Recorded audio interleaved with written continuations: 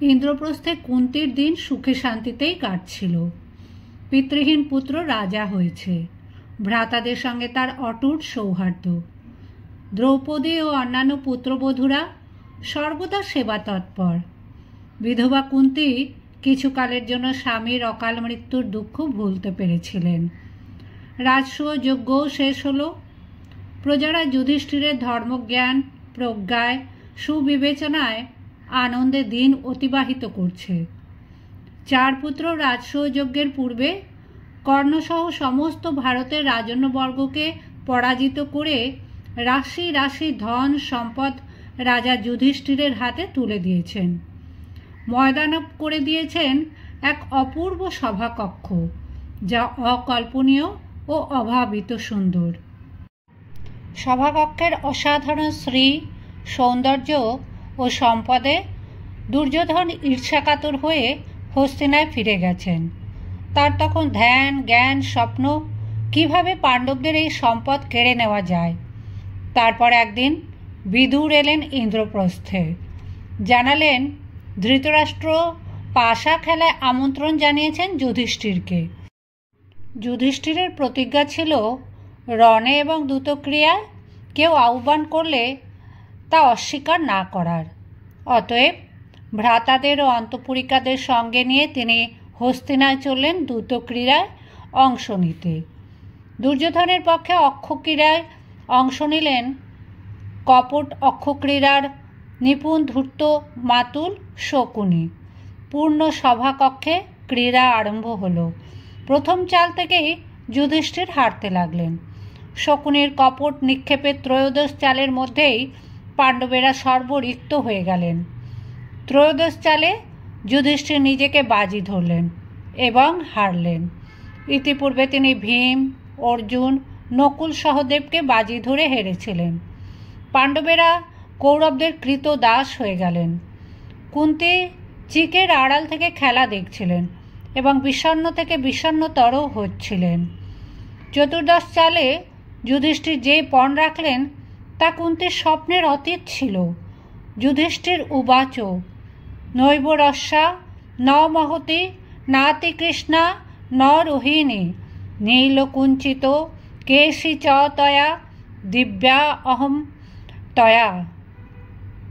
যুধিষ্ঠির বললেন, যিনি খর্বা নন, দীর্ঘাও নন এবং অত্যন্ত কৃষ্ণবর্ণা, রক্তবর্ণাও নন, আর যার কেশকলাপ কৃষ্ণবর্ণ এবং বক্র, সেই দ্রৌপদী দ্বারাই আমি আপনার সঙ্গে খেলা করব। শুনে সমস্ত সভা ধিক ধিক বলতে লাগল। বিদুর প্রাণহীনের মতো দুই হাতে মস্তক ধারণ করে নিঃশব্দে বসে রইলেন। শকুনি কপট পাশার চাল ফেলেই বলেন, এও জিতলাম। কৌরবরা উল্লাস প্রকাশ করতে লাগলো এবং দুর্যোধন বিদুরকে আদেশ করলেন, দাসী দ্রৌপদীকে সভাস্থলে নিয়ে আসুন। বিদুর ধিক্কার দিয়ে দুর্যোধনকে বললেন, যুধিষ্ঠির পূর্বে হেরে গিয়ে দ্রৌপদীকে পণ রেখেছিলেন, সুতরাং তিনি তখন অস্বামী ছিলেন এবং দ্রৌপদীও বিজিতা হতে পারেন না। দুর্যোধন বিদুরের কথায় কর্ণপাত না করে প্রাতিকামীকে গিয়ে দ্রৌপদীকে সভা মধ্যে নিয়ে আসার আদেশ দিলেন। প্রাতিকামী দুবার গেলেও দ্রৌপদী সভায় এলেন না। তখন দুর্যোধন দুঃশাসনকে আদেশ করলেন, দাসী দ্রৌপদীকে সভা মধ্যে নিয়ে এসো। তখন দ্রৌপদী রজস্বলা ছিলেন এবং তার পরিধানে একটি মাত্র বসন ছিল, তাও রক্তসিক্ত। সেই অবস্থায় অন্তঃপুরে প্রবেশ করে অন্তঃপুরিকাদের সমস্ত প্রতিবাদ অগ্রাহ্য করে কেশাকর্ষণ করে দুঃশাসন দ্রৌপদীকে সভা মধ্যে টেনে নিয়ে যেতে লাগলেন। এরপরে যা ঘটল তা বিশ্ব সাহিত্যের কোথাও ঘটেনি। কুন্তী স্তম্ভিত হয়ে দেখলেন তার আপন গর্ভজাত সন্তান কর্ণ দুঃশাসনকে আদেশ করলেন, দাসী দ্রৌপদীকে বিবস্ত্রা করো। কুন্তীর 5 ভুবন বিজয়ী পুত্র মাথা নিচু করে বসে আছেন। দুঃশাসন দ্রৌপদীকে নগ্ন করার জন্য তাঁর বসন ধরে টানছেন। কুরুবৃদ্ধেরা নিস্তব্ধ, নীরব। সমস্ত সভাগৃহে কম্পিত হতে লাগলো ভীমের কঠিন শপথ, যুদ্ধক্ষেত্রে তিনি দুঃশাসনের বক্ষরক্ত পান করে এ অপরাধের শাস্তি দেবেন। দুর্যোধন দ্রৌপদীকে কুৎসিত ইঙ্গিত করে বাম উরুর বস্ত্র উন্মোচন করে তাকে সেখানে বসার আমন্ত্রণ জানালেন। ভীম আবার গর্জন করে বললেন, গদাঘাতে তিনি দুর্যোধনের উরু ভঙ্গ করবেন। দুঃশাসন কিন্তু দ্রৌপদীকে বিবেচনা করতে পারলেন না। অন্তরিক্ষ থেকে ধর্মদেব দ্রৌপদীকে বসন দিতে লাগলেন। সভাগৃহ স্তূপীকৃত হয়ে উঠল সেই বসন স্তূপে। চোখ বন্ধ করে দ্রৌপদী অনাথ বন্ধু কৃষ্ণকে ডাকতে লাগলেন। সমস্ত রাজ্য জুড়ে অশুভ প্রাণীদের চিৎকার শোনা যেতে লাগলো। ভীত সন্ত্রস্ত ধৃতরাষ্ট্র দ্রৌপদীকে সন্তুষ্ট করতে বরদানের ছলে দুর্যোধন বিজিত সমস্ত ধন সম্পদ ফিরিয়ে দিলেন। তার স্বামীদের দাসত্ব থেকে মুক্তি দিলেন। প্রথম পর্যায়ে লাঞ্ছনা অসম্মান শেষ হলেও দুর্যোগ কিন্তু কাটল না। বিদায় নিয়ে যুধিষ্ঠির ভ্রাতা বন্ধুবান্ধবদের নিয়ে ইন্দ্রপ্রস্থের দিকে রওনা হলেন। পথিমধ্যে ধৃতরাষ্ট্রের দূত এসে আবার তারা দ্রুত ক্রীড়ার জন্য হস্তিনাপুরে আমন্ত্রণ জানালেন। প্রতিজ্ঞা রাখতেই যুধিষ্ঠিরকে আবার দ্রুত ক্রীড়ায় বসতে হলো। এবার শর্ত খুব সহজ ও সরল। পরাজিত পক্ষ 12 বছর বনবাস ও 1 বছর অজ্ঞাতবাসে কাটাবে। এর মধ্যে অজ্ঞাতবাস পর্বে ধরা পড়লে আবার 12 বছর বনবাস ও 1 বছর অজ্ঞাতবাস। যুধিষ্ঠির খেললেন এবং হারলেন। পাণ্ডবেরা দ্রৌপদী সহ বনবাস যাত্রার জন্য প্রস্তুত হলেন। এই বিদায় পর্বটিতে কুন্তির খান খান হয়ে ভেঙে পড়া হৃদয়ে বড় অপূর্ব বর্ণনা ব্যাসদেব দিয়েছেন। যুধিষ্ঠির বনগমনের জন্য সভাসদদের অনুমতি প্রার্থনা করলেন। তখন বিদুর বললেন, মাননীয়া কুন্তী দেবী রাজার তনয়া, কোমলাঙ্গী, বৃদ্ধা এবং সুখ ভোগে অভ্যস্তা, সুতরাং তিনি বনে গিয়ে বাস করতে পারবেন না। অতএব তিনি সসম্মানে আমার বাড়িতেই এখন বাস করবেন। পাণ্ডবগণ, তোমরা এটা জেনে রাখো, তোমাদের সর্বপ্রকার মঙ্গল হোক। তাই হোক। এই কথা বলে পাণ্ডবেরা সকলেই বললেন, হে নিষ্পাপ বিদুর, আপনি আমাদের যা বলবেন আমরা তাই করব, কারণ আপনি আমাদের পিতৃতুল্য পিতৃব্য। অতএব আমাদের আরও যা কর্তব্য হয় তারও উপদেশ দিন। বিদুর যথোচিত যাত্রাকালীন উপদেশ দান করলেন। তারপর দ্রৌপদী যাত্রা করার সময় কুন্তির কাছে এবং সেখানে অন্য যে সকল স্ত্রীলোক ছিলেন তাদের কাছে গিয়ে অত্যন্ত দুঃখিত হয়ে বনগমনের অনুমতি চাইলেন। যথাযোগ্য নমস্কার ও আলিঙ্গন করে গমন করার ইচ্ছা করলেন। তখন পাণ্ডবগণের অন্তঃপুরে বিশাল আর্তনাদ হতে লাগলো। কুন্তী দ্রৌপদীকে গমন করতে দেখে অত্যন্ত দুঃখিত হয়ে শোকাকুল কণ্ঠে অতি কষ্টে বলতে লাগলেন, বৎসে, তুমি এই গুরুতর বিপদে পড়ে শোক করো না। তুমি স্ত্রীলোকের সমস্তই ধর্মই জানো এবং সৎ স্বভাবশালিনী ও সদাচার সম্পন্না। মৃদু হাসিনী তোমার ভর্তাদের বিষয়ে তোমার কি করতে হবে তা আমার বলে দেবার কোনো প্রয়োজনই নেই, কারণ তুমি সমস্ত গুণ দ্বারা পিতৃ মাতৃ উভয় কুলই অলঙ্কিত করেছ।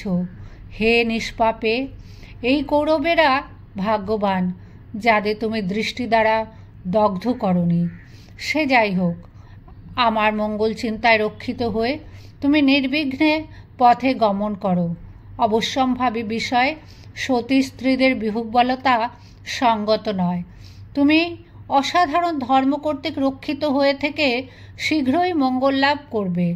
বনবাসের সময় আমার পুত্র সহদেবকে তুমি সর্বদাই পর্যবেক্ষণ করো, যাতে এই মহামতি সহদেব এই বিপদে পড়ে অবসন্ন হয়ে না পড়ে।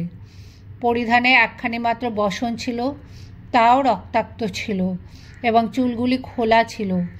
এই অবস্থায় দ্রৌপদী তাই হবে এই কথা বলে নির্গত হলেন। তখন নয়নজল পড়ে তার গণ্ডদ্বয় প্লাবিত হচ্ছিল। এইভাবে দ্রৌপদী উচ্চৈস্বরে রোদন করতে করতে গমন করতে লাগলেন। কুন্তীও তার পেছনে পেছনে যেতে লাগলেন। তারপর কুন্তী পুত্রগণকে দেখতে পেলেন।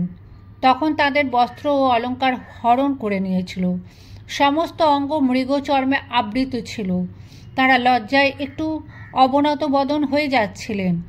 শত্রুরা আনত হয়ে তাদের পরিবেষ্টন করে যাচ্ছিল এবং বন্ধুরা শোক করছিল।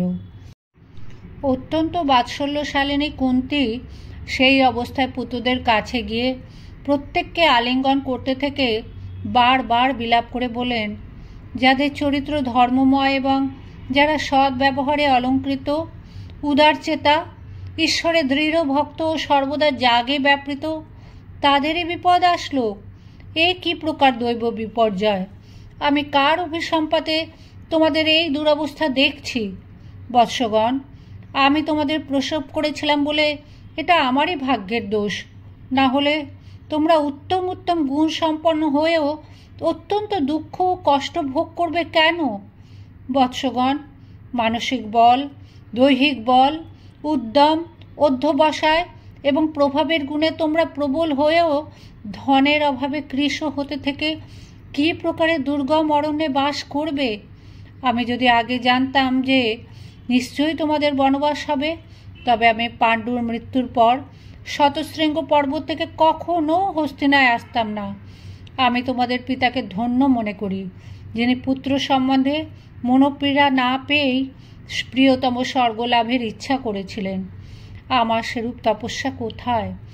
আর ভবিষ্যৎ বিষয়ে অভিজ্ঞা স্বর্গগতা ধর্মজ্ঞা মাদ্রিকেও আমি আজ সর্বপ্রকারে ধন্যা ও মঙ্গলবতী বলে মনে করি, কারণ যিনি প্রতিসম্ভব ও ভাগ্য বিষয়ের জ্ঞান ও স্বর্গলাভ দ্বারা আমাকে বঞ্চিত করে গিয়েছেন।